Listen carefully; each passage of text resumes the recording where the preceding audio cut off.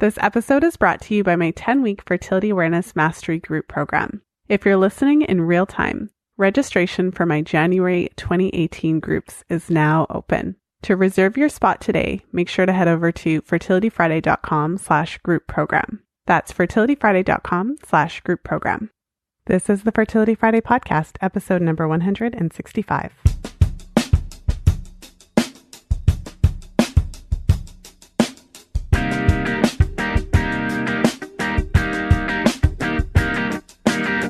Welcome to the 165th episode of the Fertility Friday podcast. Thank you for joining me today. I'm Lisa from fertilityfriday.com, and this is your source for information about the fertility awareness method and all things fertility.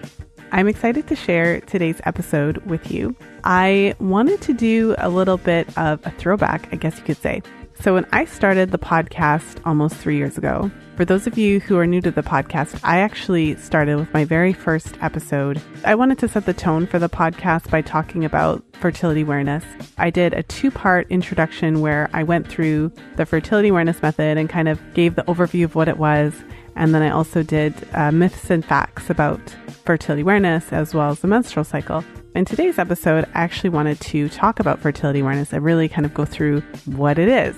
And I thought it'd be fun to do that after 3 years of podcasting and share some of the insights and just different learnings that I've had from my client work, as well as all of the different interviews that I've had with different health professionals. And ultimately, fertility awareness itself is still the same, but maybe I have more to say about it now, 3 years in. And for those of you who are new to fertility awareness charting, in the process of learning how to chart your cycles and getting comfortable and confident with the fertility awareness method, if you're looking for additional support and guidance and just to get really to that place where you can feel really confident about what you're seeing and to understand what your chart is reflecting back to you about your overall health and fertility, I would invite you to check out the programs that I offer. And so if you head over to fertilityfriday.com/work with me, you'll see a list of the different programs that I offer. And truly in my one-on-one work with clients, a big part of the work is to really get the method down, be really clear and confident about your observations. So understanding what's happening on any day of your cycle so that you can be really clear on whether or not it's a fertile day. But beyond that, the work that I really do with my clients is to help them to see how their cycle is relating to their overall health. Your menstrual cycle gives so many clues to what's happening because it truly is a window into your health and a reflection of what's happening in your health. So if something is happening in your body, it'll show up in your menstrual cycle chart reliably. And it's one of my most favorite things to be able to help my clients to kind of integrate that understanding, especially when they're interpreting their charts. So again, that's fertilityfriday.com/work with me. So as we jump into today's topic, I want to start with the question of what is fertility awareness? It's a pretty big question. I think you can answer that in a number of different ways, but ultimately, fertility awareness, from my perspective, the development of true body literacy. And body literacy is a term that really means that you understand what's happening in your body. And you really and truly understand the relationship between your menstrual cycle and your overall health. It's interesting because I always say that when women learn the fertility awareness method, they're typically going into it with a goal.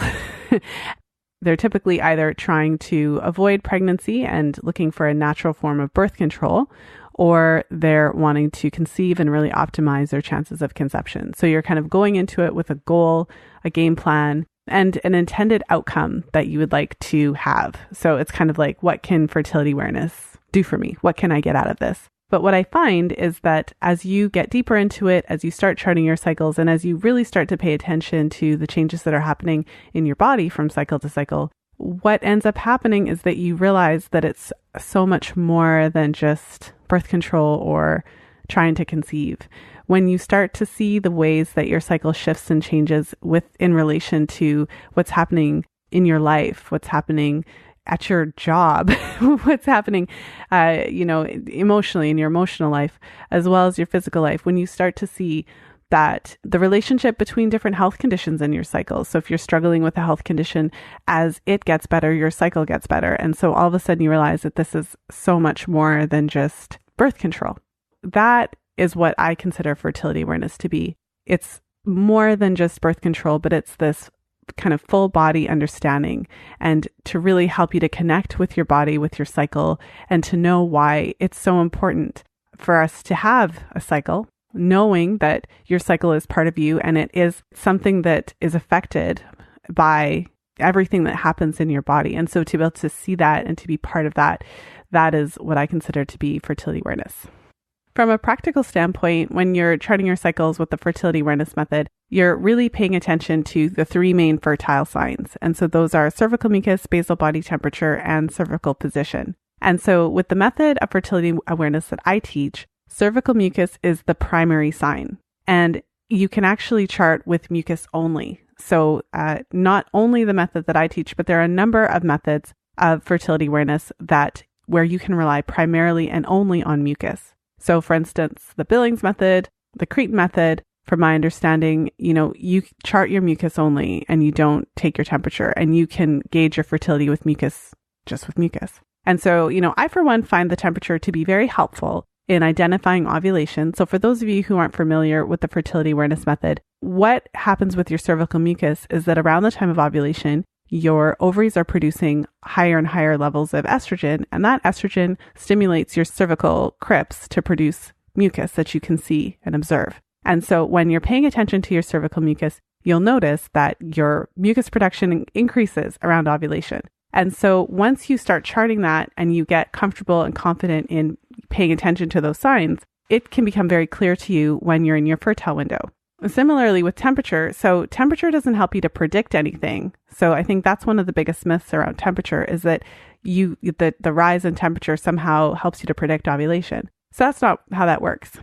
The reason that temperature is helpful is because after ovulation, your ovaries produce high levels of progesterone, and progesterone changes your metabolism. So progesterone rises your metabolism, and that means that when you're taking your basal body temperature every morning before you get out of bed, you can actually see a sustained rise in your temperature. So you can plot those temperatures on a graph. You can use an app, you can use a piece of paper. And when you do that, then you can actually see that your post-ovulatory temperatures are higher than your pre-ovulatory temperatures. And so when you're taking your temperature, it's especially for those of you who are kind of science nerds like me, it's like plotting the data. You're really getting this information, putting it on a graph, and you can visually see that you've ovulated. And so the first cycle that you go through, of course, you're not going to feel totally confident yet, not totally be able to trust it. But once you continue to see that shift and the kind of the changes that happen cycle after cycle after cycle. So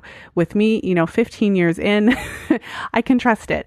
I've seen this happen so many times. And so it's very helpful, the combination of your cervical mucus observations with your temperature, as a way the cervical mucus helps you to identify when you're in your fertile window, and then your basal body temperature helps you to confirm that you've ovulated, or if you really want to be specific, around the ovulation date. So when you look back at your temperature chart, when you can identify ovulation kind of retrospectively, because you can be fairly certain that ovulation happened the day before your temperature went up.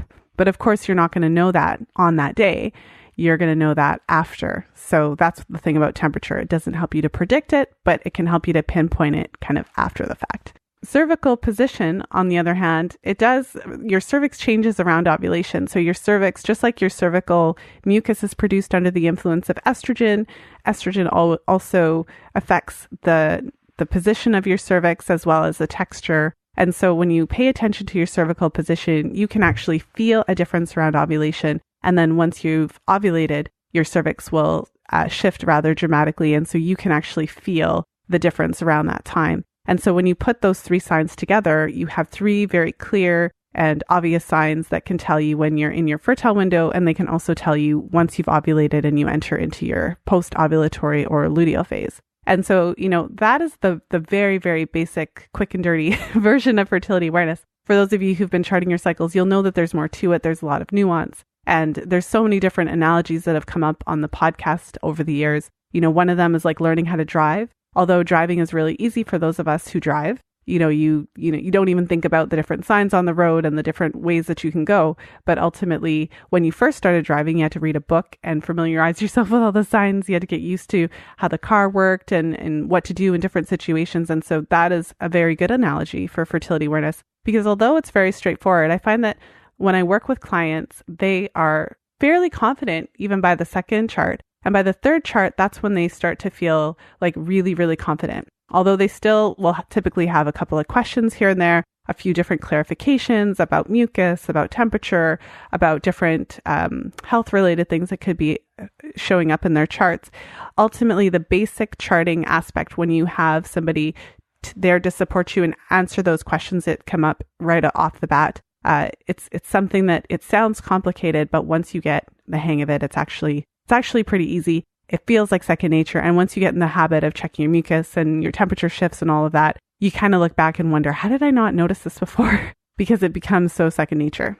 I think beyond the practical applications of fertility awareness, I think that one of the reasons why so many women find the knowledge that comes with this natural method of birth control or this natural way to optimize pregnancy, I feel like it's more about the knowledge of your cycle, more about everything you didn't know, everything that you wish you had been taught about your cycle before, because you can't learn fertility awareness without dispelling a number of very common and prevalent myths about the menstrual cycle. And just listing them off the top of my head, one of the very first myths about the menstrual cycle is that it's always 28 days. And in my Facebook group, so for those of you who are listeners of the podcast, I host a Facebook group for the Fertility Friday community. And, a few days ago, I put in there just a question, how many days is your cycle? Does anyone in the group actually have 28-day cycles? And so if you go in there, you can probably go back and find that thread. But it's really interesting because you can actually see with your own eyes that, no one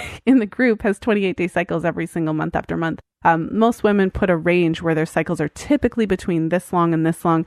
And many women have cycles that are a little longer, a little bit shorter. And so even just that myth, that's kind of the first myth that is dispelled. When you start paying attention to your cycles, you see that your cycles fluctuate based on what's happening in your life. So if you have a particularly stressful week or a day, or if something happens, or maybe you travel, that could delay ovulation a little bit. And then all of a sudden your cycle is a little bit longer or even shorter that month. And so that is kind of like the tip of the iceberg.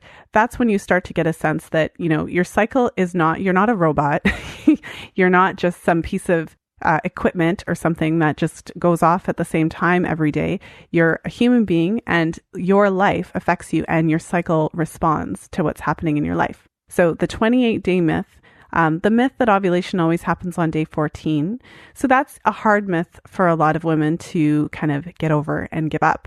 So even with some of my clients, when we first start to work together, they're often really paying close attention to that date of ovulation or thinking about the day that they ovulated last cycle, in anticipation that it's going to be the same. So one of the things that you learn when you get deeper and deeper into fertility awareness is that the date of ovulation fluctuates, and it's not actually the most important date of your cycle. If you're trying to conceive, it's more important to pay attention to your cervical mucus, because your mucus is what tells you when you're fertile. If you're avoiding pregnancy, again, the same thing. You have to pay close attention to your mucus, because the days of mucus are your days of fertility. And so knowing how to identify which days those are and how the rules work so that you can put that buffer period of time in so that you know which days you can get pregnant and which days you can't, that is the center of the method. And so it really challenges that idea that we've all grown up with, that every woman ovulates on day 14 and all of our cycles are 28 days. And of course, one of the biggest myths that fertility awareness addresses is the myth that we're fertile every single day. So once you start charting your cycles and you start to get familiar and comfortable with your cervical mucus observations, you see that you're not fertile every single day. And it's interesting because you can read the book, you can listen to the podcast, and you can kind of have that intellectual knowing about this. But when it comes, when it comes down to it and you're with your partner and, you make that leap for the first time, it can be really scary. So that's one of the things that often comes up in my groups. Especially my birth control groups, where my clients are, first there's stages that we all go through. The first stage is that we're learning, we're students of the method, we're reading about it, we're taking classes, and we're charting for the first time and we're kind of getting our heads around this whole new world of fertility awareness charting. But then once you have a couple cycles under your belt, you actually start, using the method and having unprotected sex on those infertile days. You usually start with the post-ovulatory phase and move on from there, but it's really scary. And so that's one of the topics that comes up in my group programs a lot. And it's really nice to have that conversation in a supportive environment with women who are in the same situation, but to really quell those fears and know that it's normal and natural. I mean, for many of the women in my group, they've thought this for however old they are. So 20 years, 25 years, 30 years of their lives, they believe that they could get pregnant every single day. And so it's often really hard to make that shift. But I think it's so important for women to really understand how their bodies work and to know that you're not actually fertile every day. It's actually on the men's side, they're the ones that produce semen every single day and sperm every day. We're the ones that only have a small window of fertility. And so often what happens in my programs is that because I'm teaching a particular way of checking for mucus, it's a specific kind of method that we teach, you really get that clear sense of the difference between dry days and mucus days. And so for many of my clients, it's not uncommon for them to come into the program thinking that they have tons of mucus every day. They have mucus, only to find that there's actually only a small window where they're producing mucus. Often that's the most common experience, where my clients will find that they have much fewer days of mucus than they thought. And so they were overestimating how many days of fertility that they had. So that's a really common experience. Although everyone's experience isn't the same. Some clients find that they have some degree of mucus every day, and that's a different situation. But it's not uncommon for my clients to discover wow, I really only have a couple of days of fertility each month. I only have a few days where I'm actually producing mucus, and the rest of the time it's super dry. That's something that's really foundational to fertility awareness, dispelling the myth that we can get pregnant every single day of our cycles. Just by learning the method, it allows you to connect with your body in a different way. It gives you the opportunity to pay attention to your period and to think about how it's all related, how your period is a result of what was happening in your cycle hormonally. Your endometrial lining is building at the beginning of your cycle in response to estrogen. And then after you ovulate, progesterone helps the lining to mature. And so when you get your period, that's a result of what was happening hormonally. So if you have happy, healthy hormones that are balanced and in good amounts, then your period is going to reflect that. And if your period is, completely haywire, if it's too heavy, if it's too light, if it's painful, then it's giving us a lot of information. And so we become the ones who are in charge of gathering the information that we're getting throughout our cycle and then having the opportunity to really interpret it and pay attention to it. And so you'll have heard me say on the podcast a number of times, and a number of my guests have talked about the concept of the menstrual cycle as a vital sign. There are many health practitioners who have put out there the idea that we should be paying more attention to the menstrual cycle because it is a vital sign that's telling us about our health. And it couldn't be more accurate, especially in the work that I do, where I've seen thousands of charts over the years. I think one of the things that's most surprising in my client work to my clients themselves is how sensitive their cycle is to different things that are happening. So whether it's the interview that I released with Amy, who is a member of my fertility awareness reality series, and she had a shot. She got a shot for an allergic reaction she was having, and it completely changed the way that her period came that month. She had all kinds of strange bleeding patterns and things like that, and she couldn't figure out what was going on. And then when we talked about it, I had this shot and that's how it affected it. So whether it's something like that, whether it's travel, stress, whether it's something that's happening in your job or your family life or anything like that, I've seen clients where they're charting their cycles and they see how much their particular stressful situation is affecting them, and then that leads them to make bigger changes in their lives. When you really connect with what's happening in your body and you can see on a piece of paper or in your charting app how your life is affecting your cycles, I think for many women that is a very powerful experience, and it's a very tangible thing. Not only are they getting this method of birth control or being able to optimize their chances for getting pregnant, but they're really starting to put it together that what I do really does have an effect on my health.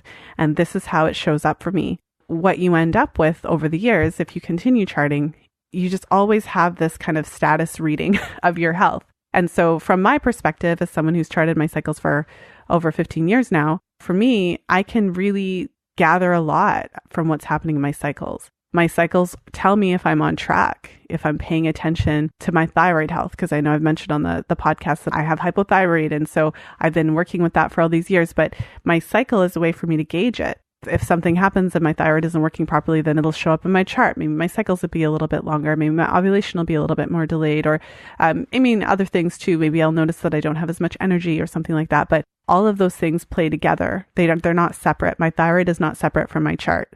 They're together. And so whatever's happening with my thyroid is also happening on my chart. And for many women, it's not their thyroid. For many women, it's their gut health. What's happening with their gut health shows up on their chart. If they have food sensitivities or allergies, that shows up on their chart. If they have obvious things like if they have a PCOS, polycystic ovary syndrome, well, that delays ovulation. So depending on what's happening with their diet, with what's happening with their life, different things, that's going to show up. And that, I think, is what is one of the most important things that comes out of fertility awareness charting that you don't really bargain for and you don't really sign up for. But it's this interconnection between your charts and what's happening in your health and how you can actually use that. The scary thing for me is to think of how many women have no idea of how intimately their cycles are connected to their health. In our culture, and I've heard it from so many clients, from so many guests on the show, that, if you go to your doctor and you don't really ovulate that regularly, but you're not actively trying for a baby, then often the response from, the medical professional is that, well, if you're not trying to get pregnant, it's totally fine. We'll put you on the pill, and when you're ready to get pregnant, come back and we'll give you Clomid to make you ovulate. And again, there's this lack of understanding that your cycle actually is related to your health. So if you're not ovulating and you're not having a period, then that is a really big sign that something is wrong. It is a huge red flag, and it should never be overlooked. So when you're looking at your cycle as a vital sign, then that's never something you would overlook. If you are looking at your cycle as a vital sign, if you stop ovulating, that is essentially an emergency, because it means that something's really going on in your body that we need to be paying attention to. So in addition to the role of fertility awareness in helping to identify underlying problems, so one of the things is that although you might not know exactly what the issue is, if you've just started charting and you see different parameters in your chart that don't fall within the normal range, that is the first step, kind of knowing that there's a problem. So one of the things about fertility awareness charting is that it's often kind of that first response system. So someone in my field, someone like me, I can take a look at a woman's charts. And although I can't take a look at someone's chart without any context, and you can never just there's no such thing as looking at someone's chart and being like, you have this problem.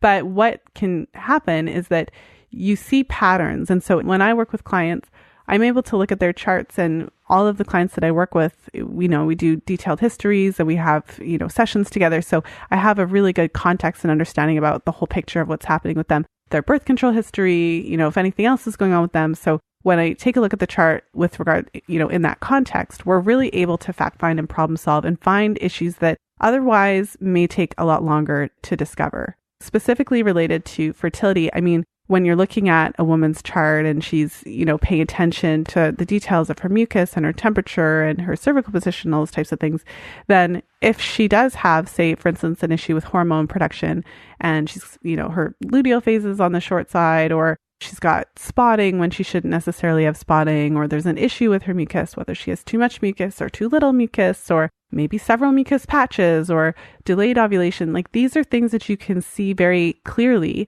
on the chart. And so the chart gives us so much information about what's happening. And then when you take that chart and you put it in the context of what's happening in her life, and you kind of do a really thorough review with her, then you're able to get a really clear sense of what's happening with her in a way that you may not be able to get just without it. So it's funny because the women in my field, we can't imagine trying to support somebody without looking at that chart, because the chart is what's giving us so much information about what's happening with her from a hormonal perspective. And, one of the side benefits of using fertility awareness as a birth control method is that it allows you to preserve your natural fertility. When I thought about doing a podcast about fertility awareness, one of the things that I wanted to talk about was one of my observations, I guess you could say.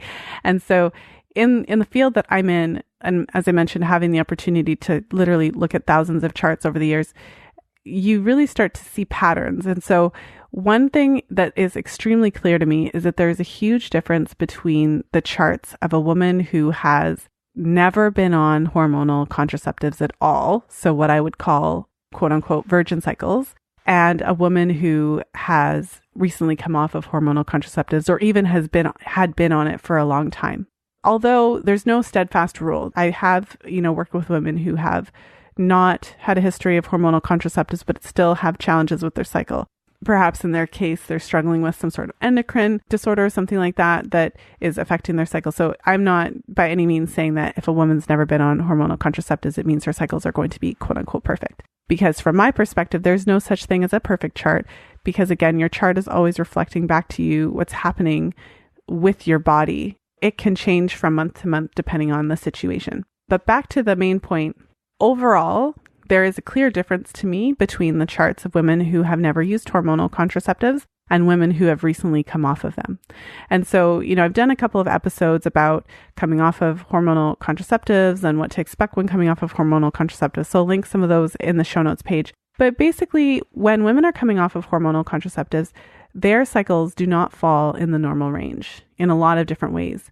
So, for a lot of women, they're just looking at when their period's coming and like how many days in between their period. And so that is one of the parameters of your menstrual cycle, the total length. But ultimately, when I'm looking at a woman's chart, we're looking at all the parameters. So we're looking at her period, we're looking at when she's ovulating, what her cervical mucus is like, and we're looking at her luteal phase, and we're looking at the total length. So we're looking at a number of different factors. What I've observed is that long-term hormonal birth control use does absolutely change your cycles, and it does take time for your cycles to kind of level out and even out after coming off of them.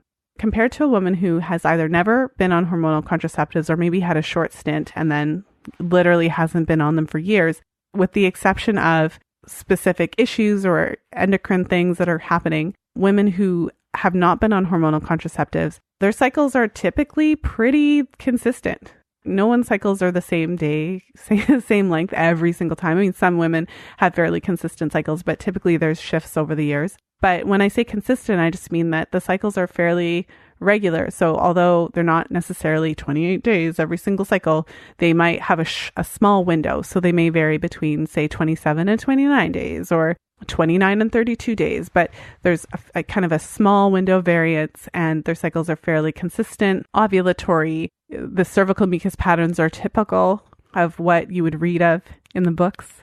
So, your period followed by dry days, and then a mucus patch, and then dry days, and then, over and over again. Strong luteal phase, not really a whole lot of spotting going on. Like many of the women who I've worked with who have never been on hormonal contraceptives, they kind of look at me funny when I ask them about spotting, like, no, I've never had spotting. So there's just some specific differences that I've observed. And so one of the benefits of fertility awareness, kind of outside, just to think about that you may not think about, is that if you plan to have children someday and you're not ready to have them right now, and instead of using a hormonal birth control method, you opt for a non-hormonal method. So this method doesn't affect your cycles at all. It just affects your behavior, what you do around the different times of your cycle. Then when you are ready to have a baby, you don't have to do, I'm so tempted to say you don't have to do anything, because what you're doing is you're just switching it up. So instead of avoiding unprotected sex on your fertile days, you just start having unprotected sex on your fertile days. But what I mean is that there's no transition period where you have to work to get your cycle back to normal. And that's huge, because I have never worked with a woman who's come off of hormonal contraceptives for, over a year at least that she's been using it, where there was no impact.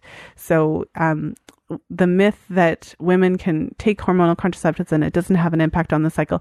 If you really look at the cycles women have when they're coming off, you'll see that it does affect it, and it takes time for them to transition. There's a definite transition period. The research supports that as well. It takes several cycles before a woman's fertility will return kind of back to normal.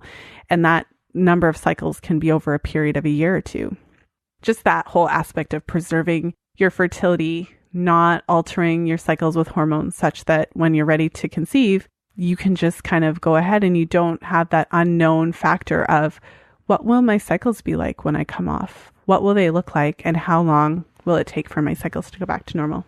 So I mentioned a couple different situations that can affect your menstrual cycle. So as I was talking about, long-term or short-term hormonal birth control use does affect your cycles. So that's one of the reasons that you may have cycles that fall outside of normal parameters.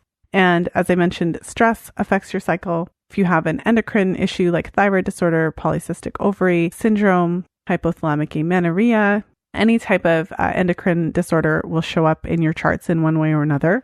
And interestingly enough, there's a lot of different ways that allergies and food sensitivities can show up in your charts, whether that's altered temperature or mucus patterns or even just overall cycle events that happen at different times. When women have gut issues, I've mentioned on the podcast a number of times, that will show up in the charts as well in different ways depending on the woman.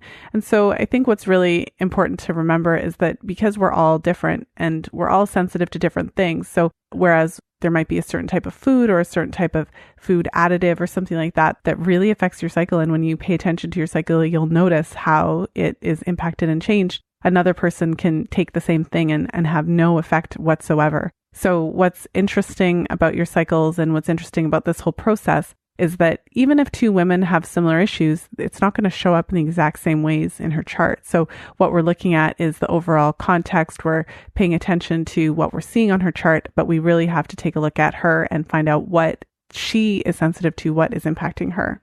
Nutrient deficiencies can also show up on your chart in a number of different ways, and also diet. What a lot of my clients will notice is that if they have a particular sensitivity to something, that will make a really big difference on their chart. Whereas for other clients, that same thing wouldn't make a difference at all. So making different shifts, if you're in a place where you're thinking about making different dietary changes, you're trying to make some lifestyle changes or whatever the case is, when you pay attention to your menstrual cycle, you can actually basically gauge your progress. You can use your menstrual cycle as a way to gauge your progress, because as you make improvements in one area, you'll typically see shifts in your menstrual cycle, and often in a positive direction, if you're making positive changes. And, one of the things that I always say as well is that the menstrual cycle doesn't lie. Especially when it comes to diet. I mean, we're all taught so many different things and we have so much information bombarding us. We're at an age of information overload where you can literally open up your internet browser and type in anything and find two completely opposing viewpoints. So you name it, you can find two completely opposing viewpoints about everything. And so, a lot of my clients come to me because they're feeling a little bit stressed, a little bit confused by everything that they've heard and seen, and just so many conflicting pieces of information. But the most helpful tool in my work is your chart. Regardless of what you've read or what you might think, your body is going to react to whatever it is that you're putting in it.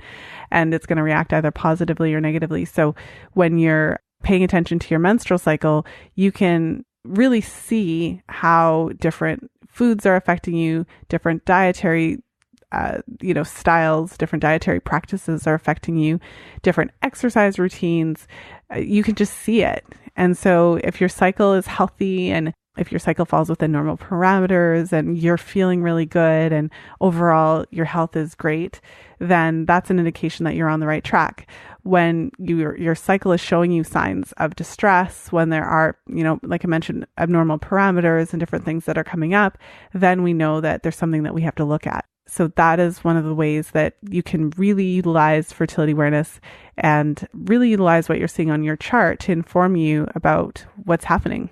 And in the groups that I run, what's interesting as well, like I mentioned, you can have 5 women that have similar challenges. So if you have 5 women with PCOS, for example, which I don't think I've ever had in one of my groups, so this is just a random example. But if you have 5 women with PCOS, you'll see 5 different charts. You're not going to see 5 charts that look exactly the same. And, for one woman, she may have a certain sensitivity or something that affects her. And then that same thing is not a non-issue for another woman. And so that's the beauty and the benefit of charting, which is that, and it's often, I think, a little bit frustrating when I get a lot of comments in my Facebook group and, emails come through and it's like, I have this problem with my chart. Tell me what's wrong. And often my response is, well, without the context, without seeing your whole chart, without knowing what's happening, without knowing your birth control history, it's not really responsible of me or ethical to look at something and say, this is the problem. And the reason for that is there's so many individual differences, and I've seen it in my practice with women teaching them fertility awareness, where we all react differently to different things. And so we really have to look at this from an individualized perspective. But that, of course, is a high level view.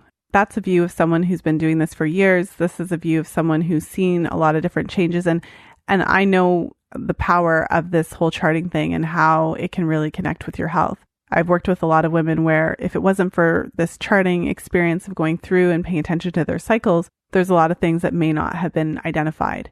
And I often wonder, I am often left asking and thinking in my mind, and I often say this to my husband, I'll just say, I wonder if my clients hadn't been charting, what would this issue ever have been identified? Because there's been so many different situations where, although it may have been found out before, a lot of women come to me and it's through their charts that we're able to kind of pinpoint and identify different nutrient deficiencies, or, have you ever had this checked out, or have you ever looked at that? And that's really coming from what we're seeing on the charts. Of course, I created a whole podcast about fertility awareness. So I think that I could and have been literally talking about it forever. Like I could just talk about this subject all day, all night. And obviously I've been doing it for about 3 years now, so I have a whole lot to say about it. But I can't stress enough just how incredible this journey can be if you're ready to take the plunge and start charting your cycles and start getting that insight into what's happening in your body. And, I think one of the reasons that it's so special is that it's really been denied to most of us our whole lives. Every day I get another email from a woman saying, I never learned the stuff. This is the first time I've ever heard of it. This is the first time anyone's ever talked about my fertility and my cervical mucus and how I can tell when I'm fertile and how I'm not fertile every single day, and how I can actually use this information as a method of birth control. It's a really special, incredible opportunity that it's really unfortunate that it's been denied to so many of us. Kind of going back to the basics of fertility awareness, the nuts and bolts of it are checking your cervical mucus, on a daily basis to figure out where you are in your cycle, charting your basal body temperature, waking up in the morning, taking your temperature, and again, finding out where you are in your cycle, helping you to pinpoint when ovulation is going to happen. And then, for many women, checking their cervical position as kind of like a third sign to triangulate everything. And, cervical mucus is incredible once you start paying attention to it. It's so fascinating. And I think for a lot of women, it's a relief to learn that it's normal to have this quote unquote discharge. For so many of us, we've just been taught that anything that comes out of our vaginas has got to be an infection. And so, my heart goes out to the thousands, if not millions of women who have just, lived thinking that they were having these recurrent infections when really it was just their normal and natural cervical mucus. So having just that basic understanding and knowing how amazing mucus is. So, part of the reason why the method centers on mucus is because sperm need mucus to survive. Whether you're trying to conceive or trying to avoid, it's helpful to know that when you have cervical mucus, that is the only time when sperm are able to live in your body for that 3 to 5 day window. And outside of your fertile window, outside of those days when you're making mucus, the sperm can't even get through your cervix. So really knowing and understanding how incredible cervical mucus is and how central it is to fertility is just so helpful and incredible. And another thing that's interesting is that we are not the only ones that have this magical cervical mucus. Animals have it too. It's interesting, like dairy farmers know about cervical mucus because they have to kind of time their insemination, things like that, with their cows, what's called the estrus cycle. And so, a lot of farmers know a whole lot about cervical mucus because it's how us female mammals work. And so anyways, I wanted to share this episode with you and talk a little bit about fertility awareness and kind of do a little bit of a throwback, kind of like an updated what it is, and get at some of those myths and facts, especially for some of the newer listeners that have just found the show to really just kind of go back into it. So I hope that you enjoyed this episode. I hope that it was helpful for you, whether you have lots of years of charting under your belt or whether it's completely new information. For those of you who want to go back and listen to the full throwback episode, you can actually go back and listen to episode number 1. It's different to this episode. I have a lot of different things to say now. And of course, it wouldn't be helpful to you if I just repeated the same thing. But the first episode, I believe I go into a bit more detail about the specifics of fertility awareness charting and the specifics of mucus and all of that. And for those of you who are particularly interested in the fertility awareness episodes, what I've done is I've created just a special kind of section on the website.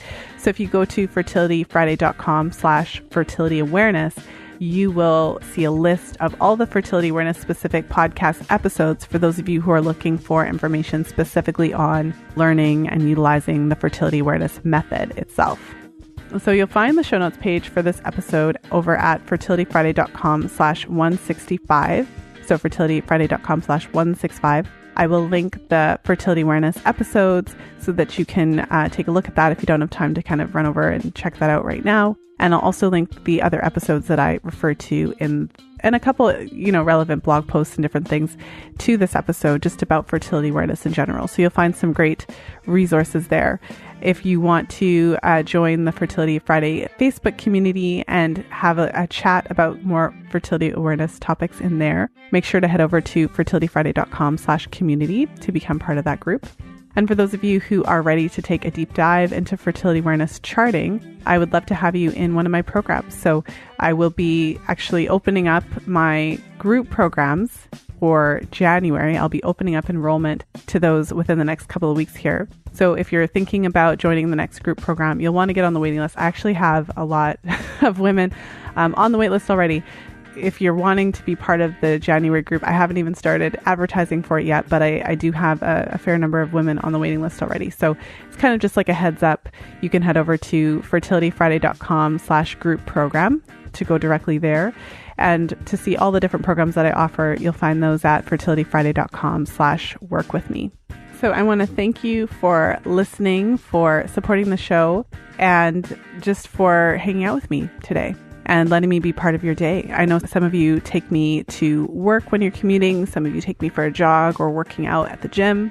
And some of you hang out with me while you're doing housework or walking the dog and doing road trips. So whatever you're doing, I'm happy to be part of your day, and I'm happy to have you here because, as I always mention, there are literally hundreds of thousands of podcasts, but you're listening to mine, so I really appreciate it. And I really appreciate all of you for sharing the show and spreading the word. I hear from a lot of my new listeners that it was a friend that referred them or told them about the show, so I really appreciate all of you for sharing the show and getting the word out, because ultimately every woman does need to know this stuff, and so it's up to us to share the information with other women so that we can all be empowered by this incredible information about our cycles. It's literally just like one woman at a time. And so I appreciate you for being here and for being part of that. And as always, until next time, be well and happy charting.